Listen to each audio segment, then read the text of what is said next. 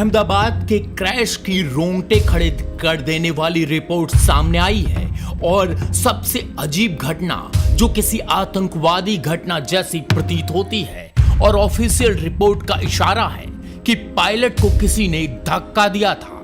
आज हम आपको ऑफिशियल रिपोर्ट के हवाले से जो सच बताने जा रहे हैं उसे पूरा देखें और आपके पैर से भी जमीन खिसक जाएगी। जी हां, अहमदाबाद के आसमान में 12 जून 2025 की उस धूप भरी दोपहर रनवे 23 राइट पर खड़ा था एयर इंडिया का चमचमाता Boeing 787 flight number A1171 London Gatwick जाने वाली रोजमर्रा की उड़ान। लेकिन इस बार रोजमर्रा से कुछ अलग होने वाला था। कॉकपिट के भीतर कप्तान सुमित संभरवाल अपने चेकलिस्ट के आखिरी बॉक्स पर टिक लगाते हुए थ्रॉटल लीवर पर हाथ रखते हैं। उनका को पायलट क्लाइम कुंदनर लगभग 4000 घंटे अनुभवी फर्स्ट ऑफिसर रेडियो पर टावर से क्लियरेंस पढ़ते हैं। A1171 runway 223 right wind 210 degrees and 12 knots cleared for taxi। दोनों इंजन ऊंची गहरी घरघराहट से थ्रस्ट उठा रहे हैं। कॉकपिट दरवाजा 9/11 के बाद लागू सख्त नियमों के तहत भीतर से लॉक है। कोई एयर होस्टेस, कोई वीवीआईपी, कोई तकनीशियन दरवाजा खुलवाए बिना अंदर दाखिल ही नहीं हो सकता। यानी अंदर बस 2 इंसान और 250 जिंदगियां उनके पीछे। वीआर स्पीड पर कप्तान योक खींचते हैं, नाक ऊपर उठती है, पहिया जमीन छोड़ते हैं और तभी कुछ ऐसा हुआ जो ब्लैक बॉक्स ने रिकॉर्ड किया। मानो सुमित संभरवाल की कुर्सी पूरे रेड चटर के साथ अचानक फुल ऑफ्ट यानी आखिरी स्टॉप तक पीछे खींची जा रही है। कैप्टन सुमित संभरवाल का बदन संतुलन खोता है। फिर जो ब्लैक बॉक्स में रिकॉर्ड हुआ वो चौंकाने वाला है। मानो दोनों थ्रॉटल लीवर एक झटके में पूरी तरह पीछे सरकते हैं। इंजन तुरंत आइडियल कंडीशन में चला जाता है। आइडियल कंडीशन का मतलब होता है कि वह अवस्था जब विमान खड़ा होता है और कोई हरकत नहीं करता। विमान जो अभी अभी हवा में उड़ना या चढ़ना शुरू ही हुआ था, पावर खोकर लड़खड़ा जाता है। 2 सेकेंड, 3 सेकेंड और 300 फीट की ऊंचाई, फिर उसके बाद लगभग 600 फीट की ऊंचाई पर स्टॉल सायरन जोर जोर से बजने लगते हैं। जहां यात्री केबिन में बैठे हैं वहां अजीब सी कलरफुल लाइट चमकने लगती है। कप्तान हड़बड़ाकर कुर्सी ऊपर खींचने की कोशिश करते हैं, लेकिन सीट रेल में धंसा टूटा लॉक पिन शाफ्ट को जाम कर चुका है और को पायलट घबराकर थ्रॉटल तक पहुंचते हैं, पर कप्तान की सीट से रास्ता ढका है। उनका हाथ लीवर तक नहीं पहुंच पाता। इंजन की गड़गड़ाहट घुट रही है, लिफ्ट गिरती जा रही है और तभी कॉकपिट वॉइस रिकॉर्डर में दर्ज होते हैं वो सबसे डरावने शब्द, मेडे, नो पावर, नो पावर। यहीं से शुरू होती है असली कहानी, क्योंकि सवाल उठता है झटका आया कैसे? क्या कोई सचमुच तीसरा शख्स कॉकपिट में घुसा हुआ था? क्या आतंकवादी साजिश रची हुई थी? और अगर रची भी गई थी तो क्या स्टाफ से जो भी कोई स्टाफ जिहादी बन गया था जिसने कुर्सी पर धक्का मारा? आपको भी लगता है कुछ ना कुछ गड़बड़ है तो वीडियो को लाइक करके अपना वोट दर्ज कीजिए।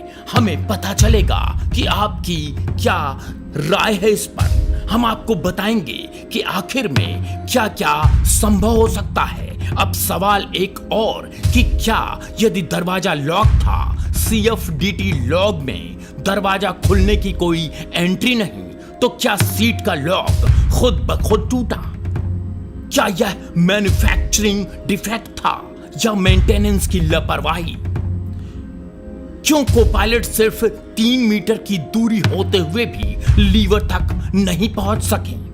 और इससे भी बड़ा सवाल, अगर पूरा मामला बस एक मैकेनिकल गड़बड़ी थी तो आज तक अधिकारी रिपोर्ट अधूरी क्यों है? कुछ पन्नों पर काली पट्टियां क्यों हैं? ऑफिशियल लीकेज कहता है कि एफडीआर यानी फ्लाइट डाटा रिकॉर्डर पर एक बहुत अजीब पैटर्न मिला। टेक ऑफ के ठीक 12वें सेकंड पर दोनों इंजन के थ्रस्ट पैमाने 97% से एक झटके में गिरकर 3% पर आ गए, बिना किसी ऑटो थ्रॉटल कमांड, बिना किसी सिस्टम फेल संदेश के। ऐसा तभी होता है जब कोई फिजिकली फोर्स से थ्रॉटल को धकेले। अब आप कहेंगे धक्का तो फिर किसी इंसान ने ही दिया होगा, लेकिन कॉकपिट लॉक इतना आसान नहीं है और किसी को अंदर घुसने के लिए दरवाजा यूनिफॉर्म कोड टाइप करना पड़ता है, जिसका सिग्नल सीवीआर पर बीप की तरह रिकॉर्ड होता है।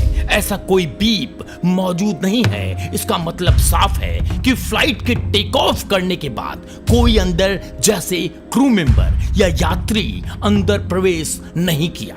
तो क्या पहले से ही कोई अंदर छिपकर बैठा था? बोइंग 787 में जंप सीट पायलट और को पायलट की सीट के पीछे होती है। यह सीट आमतौर पर प्रशिक्षक या चेक पायलट के लिए होती है।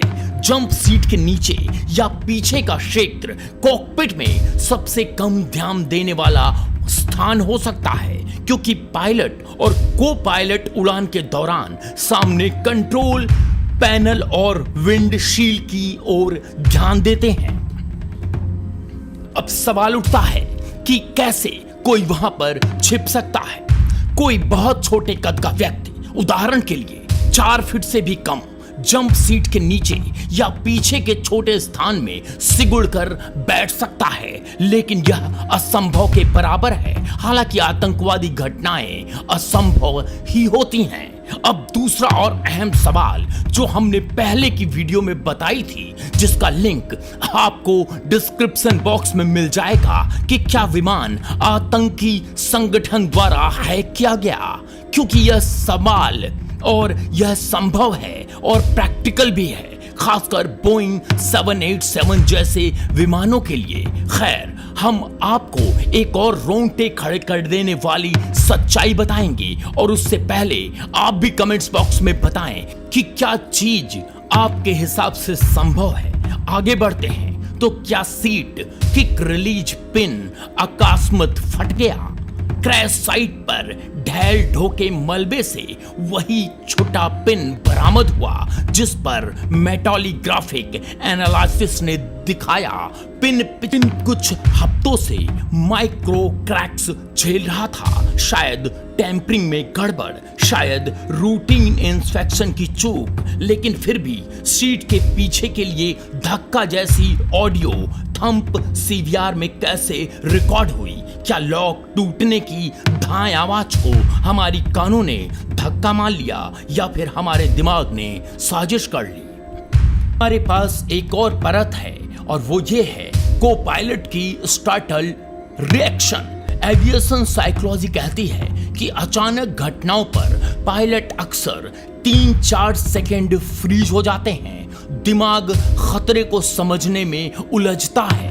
AI 171 के को पायलट के साथ यही हुआ। याद रखिए, उड़ान तब लगभग 600 फीट पर थी, जबकि बोइंग 787 को स्टॉल से रिकवरी करने के लिए कम से कम 1000 से 1200 फीट चाहिए। इंजन रिस्टार्ट में 500 सेकंड लगते हैं, लेकिन उनके पास 3 भी नहीं थे। तो क्या हम को पायलट को दोष दें, या मान ले कि इंसानी सीमा वही खत्म हो जाती है जहां इंजीनियरिंग फेल होती है? आधिकारिक रिपोर्ट ये कहती है कि जब विमान टेक ऑफ किया और टेक ऑफ करते ही जब वह ऊपर की तरफ बढ़ रहा था, यानी लिफ्ट ले रहा था, उस वक्त अचानक से एक झटका हुआ और जो सीट लॉक होनी चाहिए थी वो लॉक नहीं थी, बल्कि खुल गई। यानी सीट का लॉक टूट गया और सीट अचानक से पीछे गई, और उसके बाद कैप्टन का हाथ थ्रॉटल पर पड़ा और थ्रॉटल खिंच गया, जिससे दोनों इंजन बंद हो गए। और यही हम दर्शक आपसे सवाल पूछना चाहते हैं कि आपको लगता है कि क्या कोई तीसरा शख्स भीतर आया ही नहीं, बल्कि सीट लॉक खुद टूटा, हाथ अनजाने में लीवर से टकराया, इंजन बंद हुए और जहाज गिरा। बस इतनी सी बात। क्या आप मानते हैं कहीं ना कहीं किसी ने दरवाजा खोलने का तरीका खोजा? शायद टेक ऑफ रोल के ठीक पहले दरवाजा हल्का सा खोला, झटका दिया और फिर चुपचाप बंद करके बाहर निकल गया, या फिर वहीं पर छिपा बैठा। भूलिए मत, 787 का कॉकपिट दरवाजा एक बार बंद हो जाए तो बाहर से खोलना लगभग नामुमकिन है, लेकिन अंदर से पायलट अगर इमरजेंसी कोड दबाए तो वह 30 सेकंड के लिए अनलॉक भी कर सकता है। सीवीआर में ऐसा कोई कोड बीप नहीं बजा, तो क्या पायलट खुद दरवाजा खोल ही नहीं पाए, या दरवाजा खोलने की जरूरत नहीं पड़ी क्योंकि सीट लॉक पहले ही थकान में टूटने वाला था? और ये बिल्कुल परेशान करने वाला लगता है। हम भी जब इस पर रिपोर्ट बना रहे थे, हमारा भी दिमाग चकरा गया। अब जरा आप भी कमेंट्स बॉक्स में बताइए क्या हुआ होगा, कैसे इतनी जिंदगियां गईं, क्या वाकई आतंकवादी घटना थी या नहीं? चैनल को सब्सक्राइब कीजिए। इतने सटीक विश्लेषण के साथ शायद ही कोई चैनल इस रिपोर्ट को दिखा रहे हों। हम उनसे भी आग्रह करते हैं कि इस वीडियो को लाइक करें जो इस चीज को सोच सकते हैं अगर वो विमान में होते तो उस वक्त उनका क्या हाल होता।